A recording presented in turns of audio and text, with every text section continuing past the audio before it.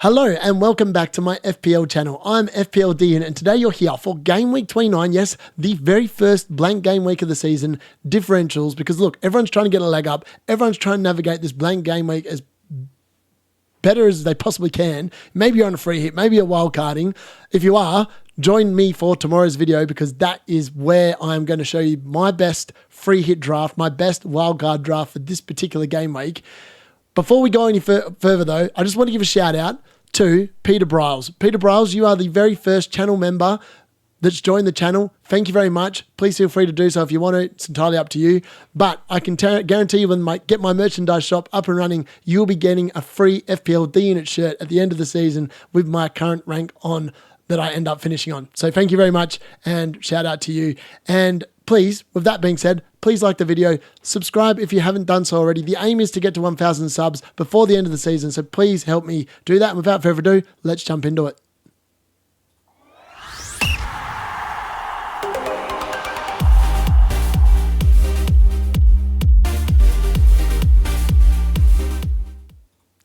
So, differential notes for Game Week 29. Where are we? Don't know why it says double Game Week 29. It should say B. I've obviously pressed a typo there.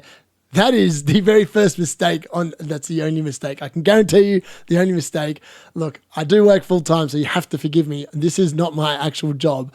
And I do this mainly for everyone else out there that hopefully finds me entertaining. So blank game week is here with many are planning to wildcard in 30 to 31. Now, at the moment, I am scheduled to potentially do my wildcard in 31 if I wildcard in 31 and I don't do anything stupid this week, which potentially there is still points to do that. Obviously, 1 week punts now, with the fact that you're going to be wildcarding in 30 to 31, are 100% on.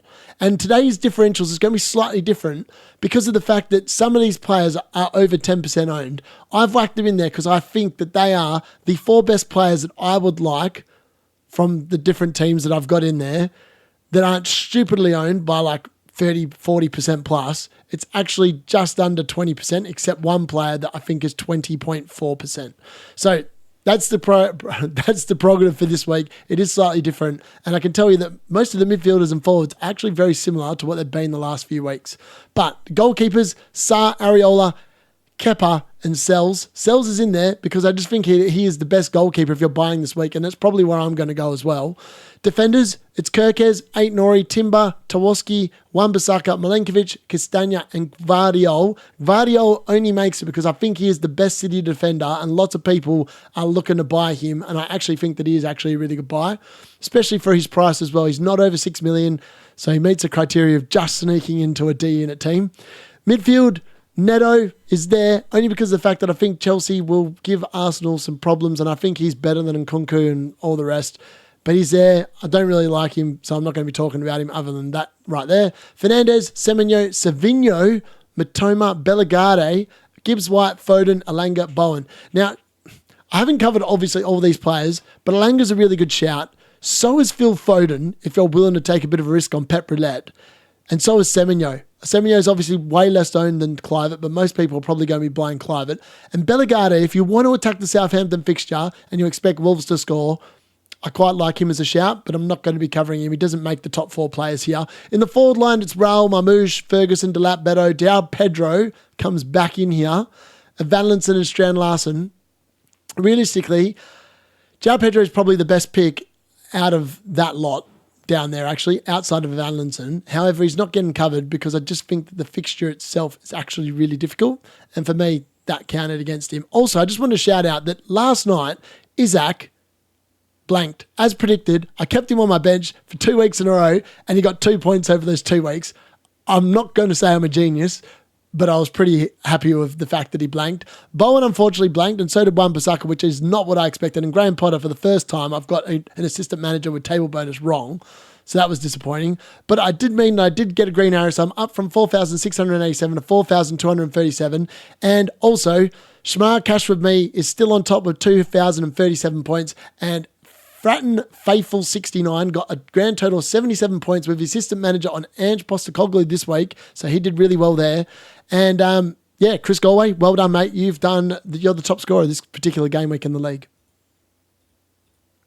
So the fixture difficulty rating for game week 29, and we can see there's some unusual teams, and look, Manchester United, this is the only time they're probably going to make it until they play Wolves in game week 33. But this is the week. 1 week punt, Man United, Bruno Fernandes, hello. He's probably the player I would recommend the most this week as a differential. He's actually gone over 10% now. He's actually gone up in price overnight as well. But he is just someone I like the look of. That Leicester fixture screams some sort of return for him. And he's off the back of 29 points. If you saw my preview yesterday, 29 points in the last 3 weeks. He's been dominant, and he hasn't actually played the worst teams in the world. He's actually just been a very good player. As you can see there, Wolves, Bournemouth, Man City, Nottingham Forest, West Ham and Everton all have beautiful fixtures this week. Outside of that, I don't think it's actually that good a week for defenders. But yeah, that's what I'll say on that. That game week 29 fixture difficulty rating, that's what it is. Those are the 7 teams I think you need to be targeting with any free hit draft. Wildcard draft is slightly different because I think you want to keep assets that are actually blanking this week for game week 30 and beyond. As you can see there, in game week 30, Newcastle United have a nice run of fixtures. So do Liverpool. And Crystal Palace has an absolute doozy in game week 30 with Crystal Palace. They all have to be in your line of thinking. So don't count out those teams just because they're blanking this particular week. So, the only system manager with table bonus this week, and yes, I had to double check that there was only one, and this is because Southampton play Wolves, and there's no table bonus there. This is because Ipswich Town play someone that's not high up as well. I can't remember who it was off the top of my head. No, they play Nottingham Forest. There is a second one. I just didn't count them because I don't think there's any chance of them actually getting a result. I don't think Kieran McKenna's got any hope of getting anything against Nottingham Forest. And I think I just looked at the fixtures and I said, this is the man. If there's ever a time for Ruud van Nistelrooy to get a result, it's at home against Manchester United, who didn't want to keep him on. And being a United fan, I wouldn't even begrudge him if he got a result here.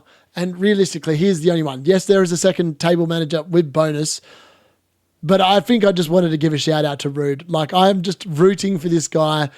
Realistically, I wouldn't be playing the assistant manager this week because the fixtures are just bad in general for table bonus. And like when you're relying on Leicester, and this is why I think that you need to play your assistant manager chip earlier rather than later. If you play on 36-38, you're probably going to run into some problems in terms of the games with the table bonus are going to be complete dead rubbers to the point where the team that's below has just got zero chance of getting a win. And I think that that's what we're starting to see. Like Leicester, Ipswich, Southampton, I don't think can be counted on at all. And Crystal Palace are fast moving up. And Man United and Tottenham just do not look like getting it together, who also would have quite a few chances at table bonus. Realistically, then comes down to West Ham and probably Everton. And again, their fixtures are not looking flash. I don't expect David Moyes to be picking up a lot of points over from here on in after this week through to the rest of the season. But if you were still on your assistant manager this week, I think I'd go with Ruud van Nistelrooy and chase the table bonus. There's every chance they get a result, especially with Man United in the Europa League. They could crash out of that. It's too early to tell. On Thursday night, this will be much easier to gather because we'll know if Man United are still in the Europa League, how tired they are, or whether they're going to be on a complete come down because of the fact they've lost. So it's just one of those ones. I wouldn't be recommending assistant manager this week, but that is the person I'd probably go to with table bonus if I was that way inclined. So, onto the goalkeeper differentials for game week 29, and 3 of the 4 are exactly the same. Jorgensen's nicked off. He's now been dumped again as number 1 goalkeeper for Chelsea. God knows what's going on there. It's too hard to pick. But you have to admit that if you're after a goalkeeper this week, yes, he costs $5 million. He's nowhere near as cheap as the other 3. But Matt Sells has kept 12 clean sheets in 28 games. That's almost 1 every 2 games. That's insanely good. 1.22 expected goals per 90, again, is also significantly the least on this list. Bonus points, he's got 10 of them for the season. He does cost $5 million, but you pay for what you get. Ipswich away, Man United at home, Aston Villa away. Probably at least 1, maybe 2 clean sheets in the next 3 weeks. I just think that he's the best keeper. If you want to look at Kepa, though, and Kepa would have been number 1 if it wasn't for the fact that he was god-awful on the weekend against Bournemouth. For Bournemouth against Tottenham. What am I on about? Lost the plot. He was pathetic. His positioning was caught out for the first goal, and then he gave away the penalty. Not what you want to be seeing. Again, the clean sheets here, he's only kept 5. 4 bonus points. He does cost significantly less, and you would argue that the fixtures in front of him, Brentford at home, Ipswich at home, West Ham away, look pretty good for clean sheets potentially. Potentially in the second 2. Maybe not this week. I think Brentford's attack potentially will score against Bournemouth, but it does look pretty good, right? Then we go to Areola. He's got Everton away, Wolves away, Bournemouth at home. Again, fairly decent fixtures for the next 2. Game week 31, not so much. I expect Bournemouth to score a few goals at West Ham. But again, he's a pretty good shout. Then Jose Sarr, someone that I'm strongly considering, along with Sells. He's probably the 2 here that I'm looking at. Southampton away, West Ham at home, and then Ipswich away.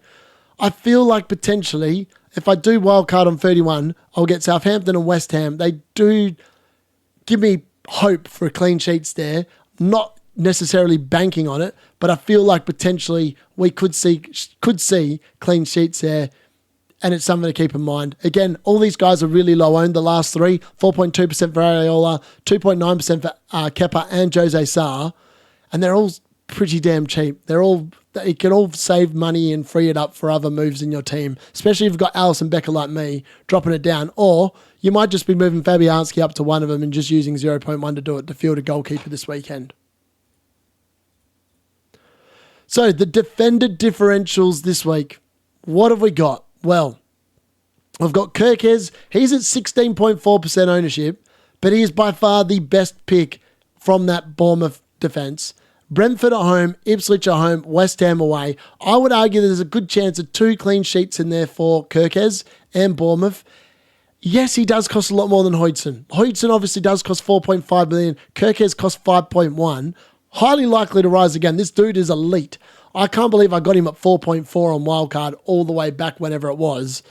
What a pickup. And he's been absolutely brilliant in my team, and I'm very happy I owned him. Again, 2 goals, 5 assists. He's got lots of attacking returns as well. It's essentially 1 every 4 games attacking returns. In fact, it is 1 in every 4. So that's really good, and that's what you want. 8 Nori, I actually bought into my team last weekend on the deadline stream. Southampton away, West Ham United at home, Ipswich away. Again, that does give me hope for clean sheets. He's actually risen in price overnight as well. He's up to 4.8 mil. Again, he's got 8 attacking returns, so 1 in every 4. You would expect potentially 1 of them over the next 3, maybe 2. 0.14 expected goal involvement. There's so much to love here. I think he's a great player. The one player I don't own on this list, and one that I'm potentially looking at buying this week, is Gvardiol. I would expect he's going to most likely rise to 6 million by the end of this week. He's scored 5 goals for the season. He's got 7 clean sheets, the most on this list outside of Milenkovic. But his expected goal involvement per 90 is 0.25. That is elite. Like, that is just behind Trent. I think he is the second best attacking defender in the league this season. You're paying for what you get, right? 0.25 is elite level attacking ability from a defender. I really like that, and I think he's great value. Again, 20.5% ownership. He does sneak in there just because I think he is the best asset from Man City to own in terms of defender, and I think he's almost 100% nailed in terms of Pep Roulette. And then we're back onto another one of my owned defenders. Milenkovic, 8.4% ownership. Ipswich away, Man United at home, Aston Villa away. This dude has got 16 points in the last 3 weeks. He's been unbelievably good. 0.15 expected goal involvement per 90, 1.22 expected goals conceded per 90, 3 goals, 1 assist, 12 clean sheets for the season along with Sells. You can see why so many people want to double up on the Forest defence. They are elite. The only problem I've got is I don't know if I want one of the other ones, Gibbs, White or Sells, but I'll be getting one of them, and then I'll be tripled up on Nottingham Forest. That is the issue that my team particular holds, because obviously I've got the Chris, the Woody Woodpecker up front. Again, he's not 4.5 million. That is another typo. I actually had 2 slides up here, 2 different ones. He is 4.8 million, so don't get confused by that. That is a typo, 4.5. 4.8 million, he's a great asset. I definitely like him. He is amazing. And I wouldn't be surprised if he got another 6 points, or maybe even more, this week against Ipswich away. Yeah, I'm excited for what he can deliver in my team this week. He will not be the last person on my bench this week. I can promise you that after 3 weeks being there. So the midfielder differentials, 3 of these 4 remain the same, and I love them. I love all of them. Bruno Fernandes is the 6th rated midfielder for terms of points for the season.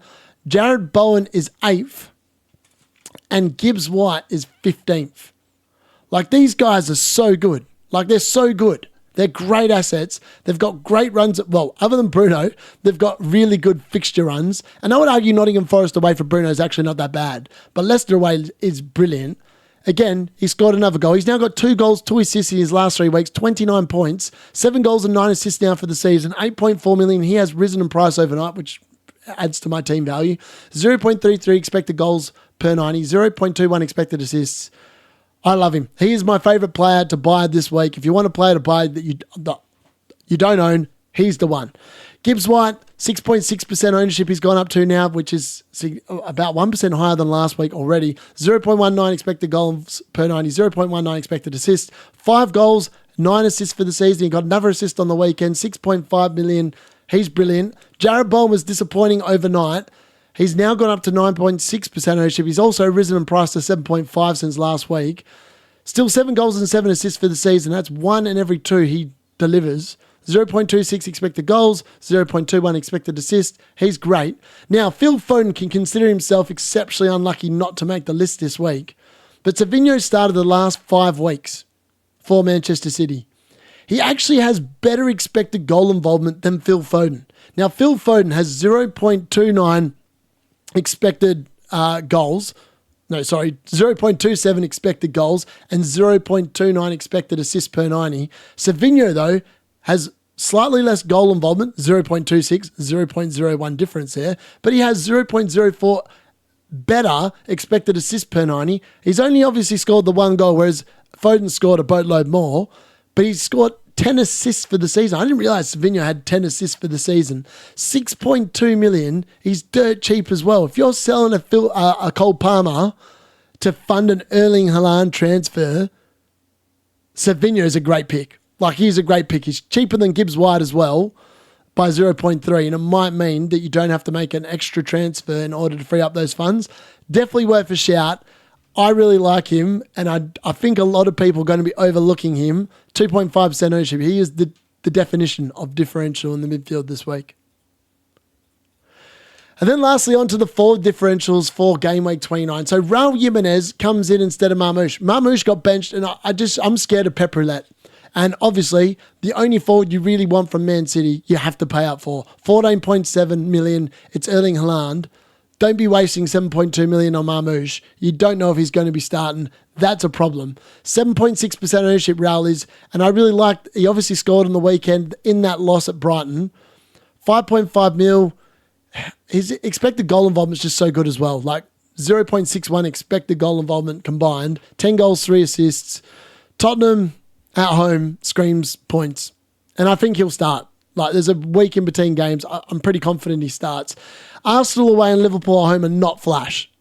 Let's be honest. So reality, he is the definition of a one-week punt, and realistically, he wouldn't be the top of my list. The top of my list is actually Van Linssen. He was back, as predicted, in the starting lineup after the FA Cup. He's already gone from 0.6% ownership to 1.6. He's highly likely to rise in price, I would suggest, before the deadline.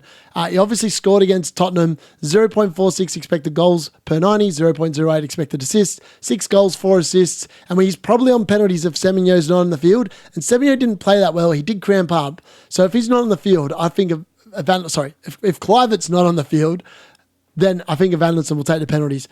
I think that realistically, they'll both be probably on the field for the same amount of time, but it's just something to keep in mind. Strand Larsen, the fixtures just scream that he should be getting summoned. So, like, if you're after a 2-week punt or a 3-week punt, if you're going to wildcard around that time, I don't mind it. I don't know if he'll deliver, but the fixtures tell me that if there is a player that you're going to target because of the fixtures, it's either a Van Linssen or it's Strand Larsen. The next 3 weeks for both are fantastic fixtures. There's a lot to love there.